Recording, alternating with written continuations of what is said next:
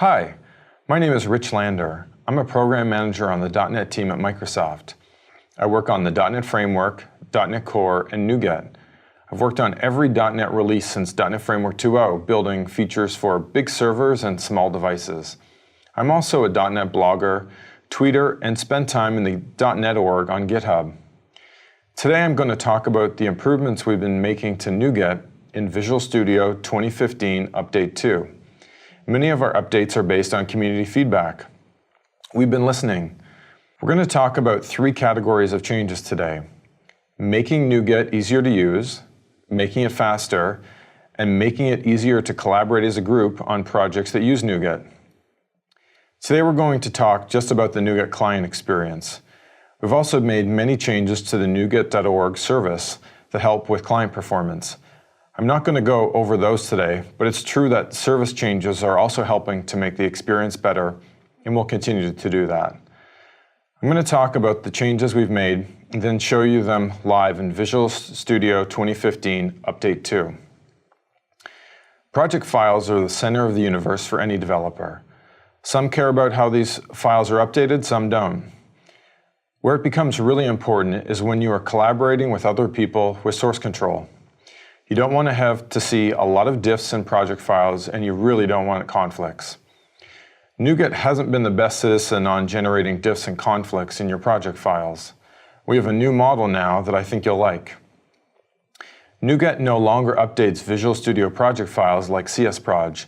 Instead, it records package information in the new project.json file. It doesn't store path information, just package and version information.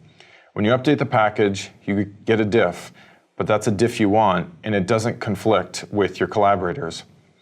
Let's take a look at the new experience in Visual Studio 2015 Update 2. Okay, let's take a look at the project update experience. So I have two solutions open. The first one is a console app which uses packages.config to describe NuGet dependencies. And I just added newtonsoft.json as a NuGet dependency. Now let's go to Team Explorer, and you'll see that I've got this project under source control, and so we can actually we can compare with unmodified for the project file, and we actually see that we added packages.config, which is fine because that only happens once. And then you see we've added a reference for newtonsoft.json. One of the most important parts is this hint path. And this hint path could potentially differ on my machine versus your machine if we're working together. And so it's definitely an opportunity for both diffs and conflicts. Now let's contrast that with this other project that I'm working on, which uses project.json as a way of describing NuGet dependencies. So you can see we've added the same dependency, newtonsoft.json. So let's now go to Team Explorer and look at the differences. So you can see there's no Visual Studio project file that's been changed, just project.json, and so we'll compare with unmodified again. And you'll see that there's only one change, which is the addition of newtonsoft.json, and you can see that the specific version's listed, and this is definitely a change you want to have. And you might wonder, well, what happened to the hint path? Well, we've actually made another change, which is that in the past, your NuGet dependencies were all located at the solution level. So it means each solution had their own mini NuGet cache, which created a lot of duplication on your disk. So now I can actually show you where the global package location is on my particular machine. So it's here under the .NuGet directory, and if we go to packages, you'll see that newtonsoft.json is indeed in my package directory. And so the NuGet client knows to restore the packages to that location, and then it knows to find them there. And that's shared across all apps on the machine, at least for my user, which is great. And yes. So that's the improvement going forward for projects that use project.json. Today, ASP.NET projects use those. PCL projects use those if you use .NET Core. And we intend to bring project.json to other project types in the future so that everyone gets this experience. NuGet is now the primary vehicle and experience for references and dependencies these days. As a member of the .NET Core team, I can say that we've made a big bet on NuGet. It now means that the primary experience for selecting dependencies and applying package updates is via the NuGet Manager. Let's talk about updates. It's important to keep your apps up to date. Visual Studio templates, at least for .NET, come with pre-installed NuGet dependencies, many from third-party developers. The ASP.NET templates in particular come with tens of dependencies. That's a good thing. It means we're making good use of the .NET ecosystem and helping you pick out some of the best packages to start with. You can stay with a version of a given package forever, or you may want to find that you want to keep up to date.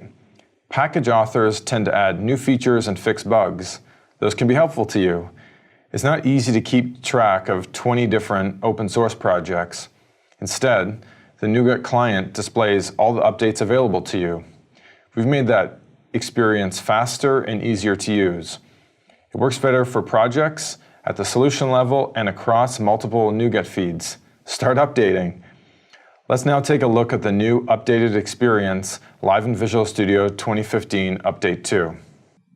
Okay, let's take a look at the project update experience. I've got a solution here with a portable class library and an ASP.NET web application. Let's start with the web app. You can see that it's got a healthy set of NuGet references. Now let's go to the Manage NuGet References UI. And you can see that many or all of the packages are listed. And you can see that the current version is listed. That's the installed version. And actually the latest version is listed as well. And you've got this nice little UI experience. So you could actually just click directly on this button and it will update to the latest version. You can also go to this Updates tab and it actually tells you how many updates are available in the context of your project. You can click there. If you'd like, you can update all the packages at once, or similarly, you can update one at a time. You've got this nice little window here where you can update to the latest version, or you can update to one of the other ones. So we also have an update experience at the solution level. And so we can go here to Manage NuGet Packages for Solution, and we get a very similar experience. The most interesting one is the Consolidate tab. And you'll see here it lists the intersection of packages. And so here we actually notice that we have a difference in package dependencies across the portable class library and the web app. And so if we wanted to, we could actually leave them as is, or we could upgrade to the latest version or to an arbitrary other version. Going back to the Update tab, we can actually change the package source as well. And so I use CoreFX MyGet because I'm on the CoreFX project. And so actually, if I want to, I can adopt these really bleeding edge versions from the MyGet or not.